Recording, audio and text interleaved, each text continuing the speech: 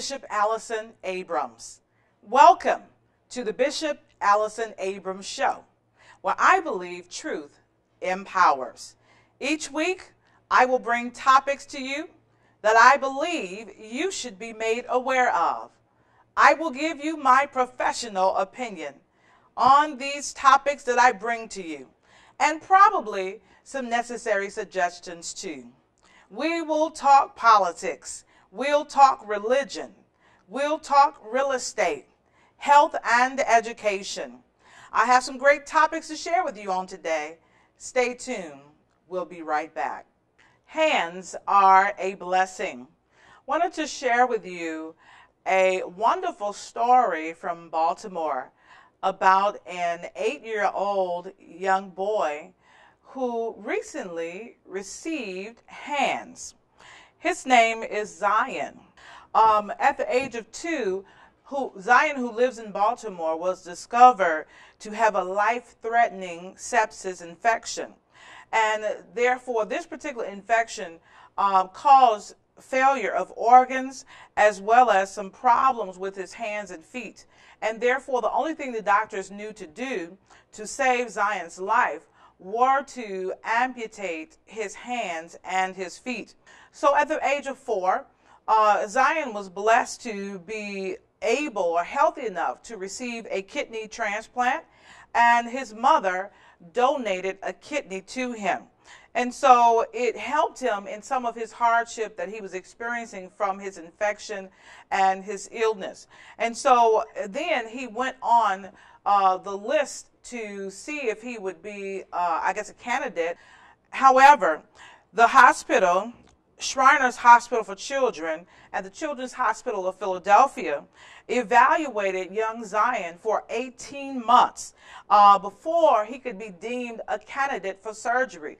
And I appreciate this measure that many medical persons put in place today, because oftentimes people may not be the best candidate for a transplant. So they took time out to do due diligence, to observe young Zion, to make sure that he was a great candidate. One of the comments was that you could see him with the prostheses legs running around, no fear at all around the facility. And so I'm glad to say that recently he was the recipient. He is the first child to ever receive a double hand transplant. It was interesting that so many doctors were in this particular surgical room. I believe said that there was a 10-hour surgery, but it was more than 40 medical personnel here for this particular surgery of young Zion. And it looked more like a scrubs convention than of a surgery of a young minor child. And so, you know, it takes a lot of people to make something like this very successful. It's very tedious, and it takes a lot of time to make sure that everything goes well. And so I'm sure the hospital team of nurses and doctors, anesthesiologists wanted to make sure that that happened for this young boy. And so after many hours under the knife, Zion's hand, they were excited to report, was pink. And when doctors press the palm, you can press your palm today and be able to be a witness to exactly what I'm saying. His hand was pink. When doctors pressed his palm, it turned white and then turned pink again, showing the blood was flowing in this new appendage. So naturally, I'm sure there was a big roar in this operating room with these 40 people who knew that they had been successful with the first double hand surgery of a young child in the United States on today. And so the surgeon, the chief surgeon, was very happy to go out to the mother and tell the mother that her little guy has hands. And so we're excited to say that in Maryland, right here in Baltimore, that surgery was very successful for 8-year-old Zion. And I just want to talk a little bit about the importance of organ donation. It's difficult, yes, oftentimes for families when a family member passes, to release those organs, because we look at it as that's very fine. Oftentimes in those first few hours is when you have to make that decision about whether you're going to donate any of the organs, any parts of that family member. And so we have to applaud the family that lost their loved one, that allowed these appendages to thus be given to young Zion in Baltimore for this transplant.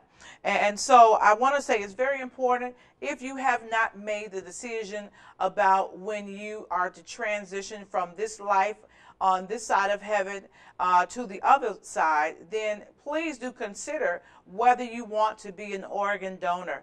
Let one of your family members know. Let one of your friends know. Let one of your colleagues know. Go to the organ donation institutes and let them know that you would like to be a donor. Also, donations change lives.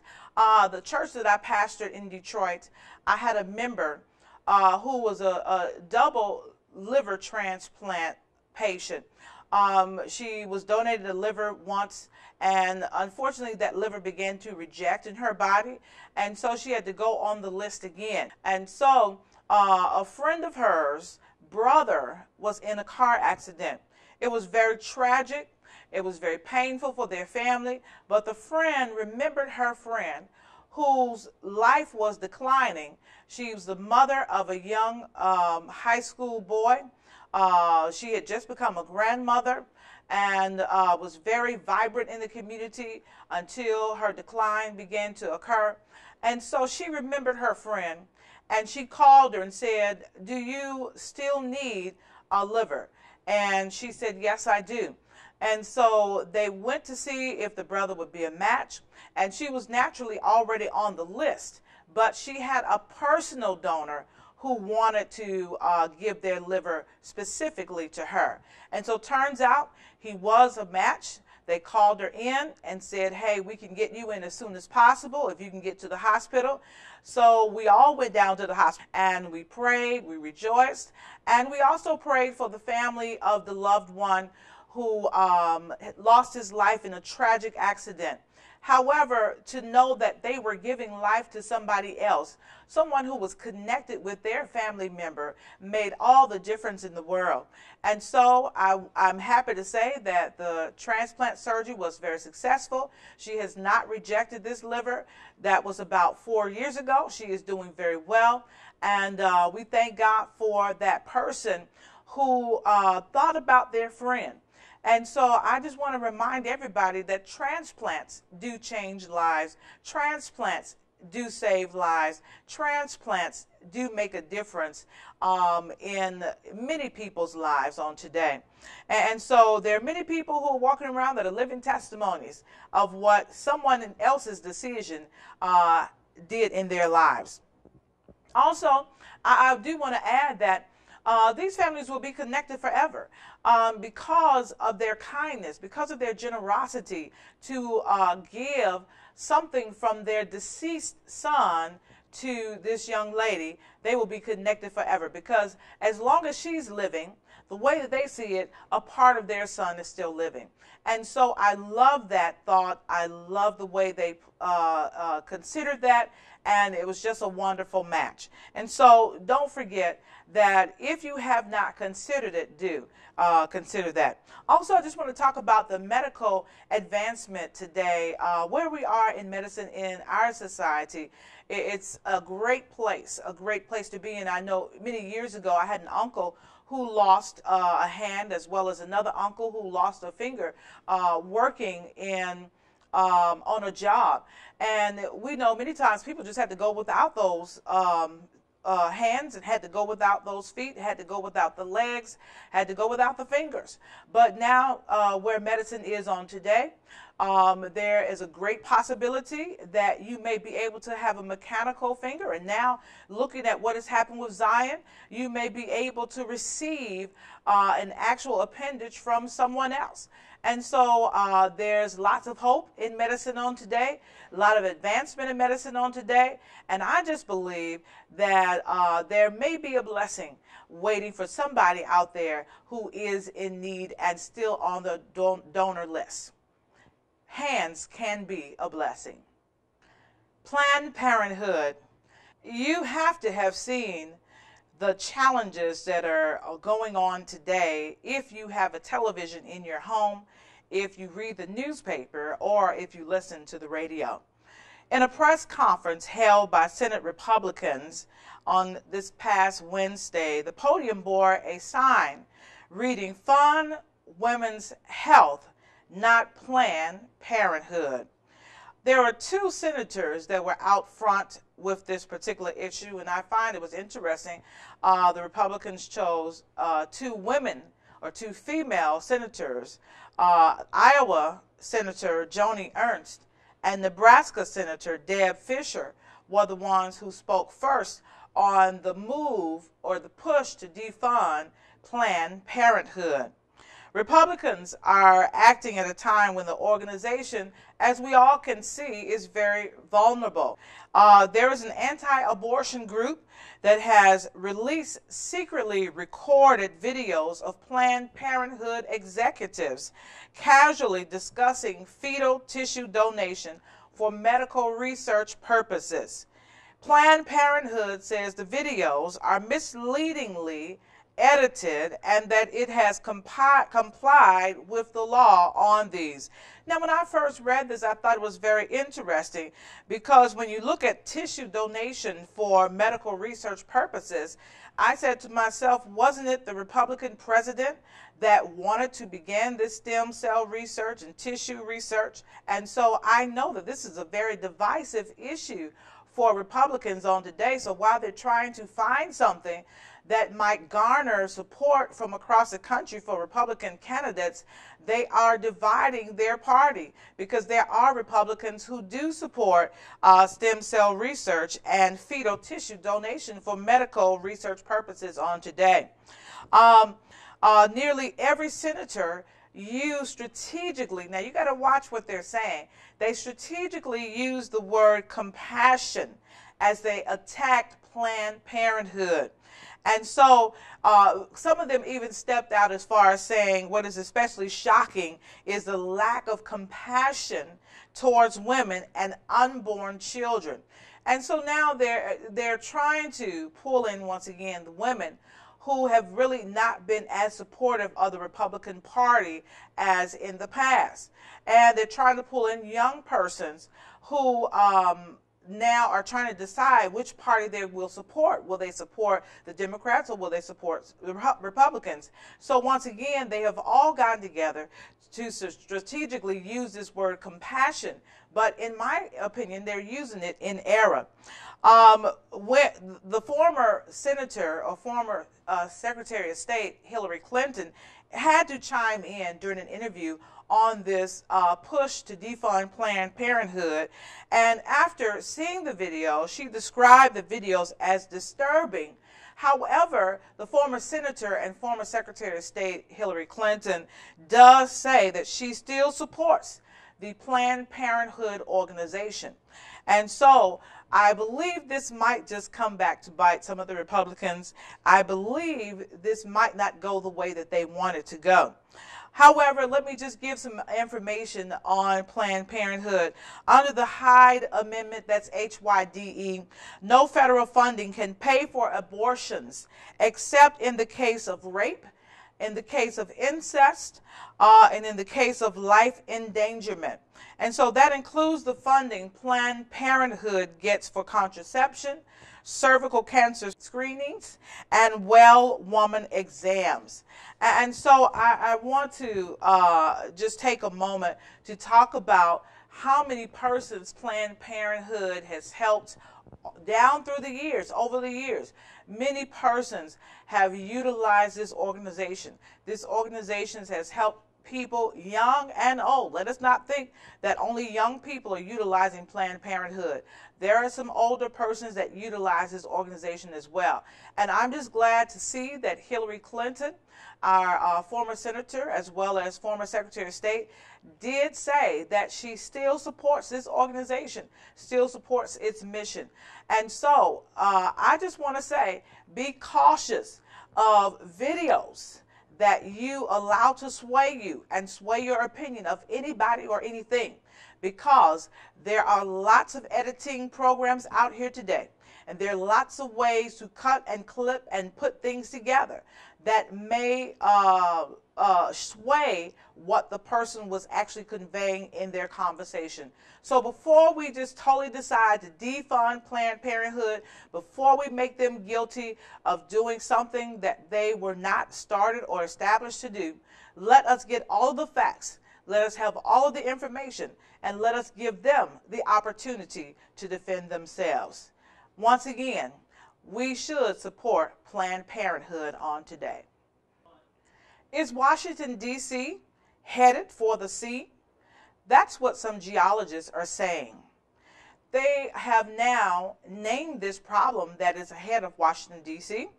It's something called four-bulge collapse. The geologists feel that D.C. is headed for this four-bulge collapse. This is a phrase that refers to the geological ups and downs of the last ice age. Many of you remember that from high school studies, the ice age. Until about 20,000 years ago, there was a mile-high ice sheet that stretched as far as Long Island. It was so heavy, scholars say, that the land under modern Washington, D.C. bulged up. Imagine that. And eventually, we, the wonderful people, decided to start building a government on this land that bulged up. The new water-based understanding of Washington, D.C. has been produced by geologists from the University of Vermont, U.S. Geological Survey, as well as some other institutions. And this article came out in GSA today. It projects that Washington, D.C., all of you Washingtonians, will drop by 6 or more inches in the next century, adding to the problems of sea level rise, threatening a mix of military installation and even the national monuments. I want to say 6 extra inches of water is a lot of water, and 6 extra inches of water matters in a lot of places in the world. Geologists say that this is called a bulletproof vision of wet ankles and flooded basements. How many of you have ever had your basement to flood? Anybody ever walked downstairs and there was water everywhere? And you know that that is not a good feeling. And so I believe that there may be some truth to what these geologists have discovered. They did come out to do a test and do a study on some of the actual ground in D.C., and they thus believe that this verified their premise. And so I want to say that anybody who watched the movie, I don't know if y'all watch movies. I'm a big movie watcher whenever I have spare time, which rarely comes around. But I did watch the movie 2012. And for those of you who watched it, when you hear studies like this, you have to say there may be some truth to what this geologist is saying. And so I don't want to have anybody alarmed. I just want you to be informed. But if we are still here, if we're still around, we want to be able to say that there are some smart geologists somewhere that studied this and that looked at it and that tried to tell us ahead of time that this was on the way. So let us continue to do our studies, to do our research, and also to be mindful of the shifting that may be occurring around us as well as right where we are. 17 GOP presidential candidates and counting. Who else is going to jump into this presidential race? In a minute, it's going to be too many people to even know who to vote for. I want to share that the latest presidential candidate is former Virginia Governor Jim Gilmore. Gilmore is a former Army intelligence officer. He completed a one-year governor term in 2002. Former Governor Gilmore joins Governor Jeb Bush, or former Governor Jeb Bush, Wisconsin Governor Scott Walker, whom I've met, Florida Senator Marco Rubio, Kentucky Senator Rand Paul, which we've seen on the news lately, and the one and only celebrity businessman Donald Trump, amongst the other candidates who are running as the Republican nominee. And so I don't think they really need to have anybody else to enter this race. But hey, we are so many months out. I'm sure we're going to see more people decide to put their hat in for this presidential campaign. The first Republican debate, I want you to know, will be on August 6th in Cleveland. So please make sure to tune in. Even if you're not Republican, tune in so that you can know what they're saying, so you can hear what they believe the issues are in this great country.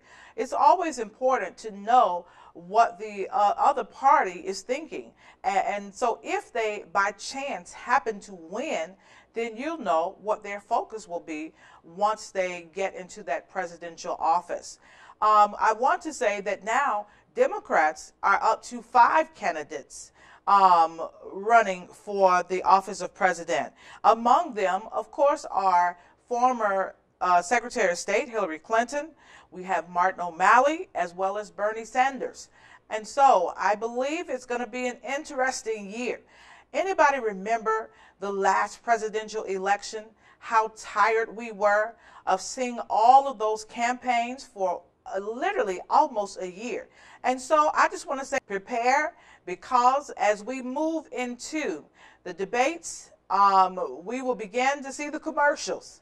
And at the beginning of 2016, just prepare yourself to be inundated with all of the information and campaign speeches, as well as commercials, to try to sway your vote and to get you to support these candidates. So once again, there are 17 GOP presidential candidates, and I believe we will see more.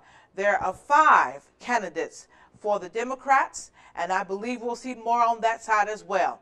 Stay tuned, and remember to always make an educated vote, an educated decision about the candidate that you think should represent you as the president of these United States of America.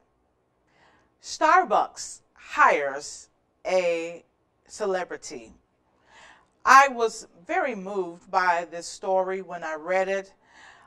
Former 4-time NBA All-Star and Olympic gold medal winner in 2000, Vin Baker, ended his professional basketball career with Los Angeles Clippers after the 2005-2006 season, and has had a lot of turmoil or challenge in his life since then. Since he left the Clippers, he's battled alcoholism and had financial missteps in his life. He's now gotten sober and is a minister at his father's church. The latest thing he's doing is setting a goal to become full-time manager of Starbucks in North Kensington, Rhode Island. Now, this is truly a story for the books. Someone who had a $100 million playing basketball career. How does one get there? We've seen many people who had wonderful basketball careers, wonderful football careers, wonderful baseball careers go down the wrong path. I would say that Vin Baker has gone down the wrong path, but is now getting on the right path. He is now sober. He is now reconnected with the church. He is now volunteering and doing many things, and he is happy to be working at Starbucks. He has set some goals for himself. But I'm glad to say that Mr. Baker realizes he had a fortune, and he lost a fortune. He had tremendous talent and lost it, and he's saying that he is now aware of the mistakes that he's made in his life. He's 43 years old. He has 4 kids, and he is desirous of now picking up the pieces. He's desirous of now turning things around in his life. He had to take his story to the media and didn't mind the media sharing his story with the world. And he says that he now desires to use his notoriety in the right way. He does chuckle about the fact that many people come into Starbucks and recognize him and they know who he is. And so he's trying to bounce back in life. He's trying to turn things around for himself and for his family. And he does credit his opportunity at Starbucks to the company's CEO, Howard Schultz, who owned the Seattle Supersonics during his 4-season stretch when he played for them over there. And so we want to applaud Mr. Baker for getting on the right path. And I do hope that we will see him turn his life around. But I will say, while he's desiring to become a manager at Starbucks, he also still does have hopes of coaching in the NBA someday. And so we'll say good luck to you, Mr. Baker. God's blessings upon you, and continue to move in the right direction. Well, it's that time again. We've come to the close of yet another show. But as always, thank you so much for always tuning in to the Bishop Allyson Abrams Show. I look forward to continually bringing you new and exciting topics that are sure to stir your soul. The Bishop Allyson Abrams Show is the place where you can hear trending topics and the honest opinion. Tune in each week, and remember, truth empowers. You see, church, I just believe that we would really look back over our lives and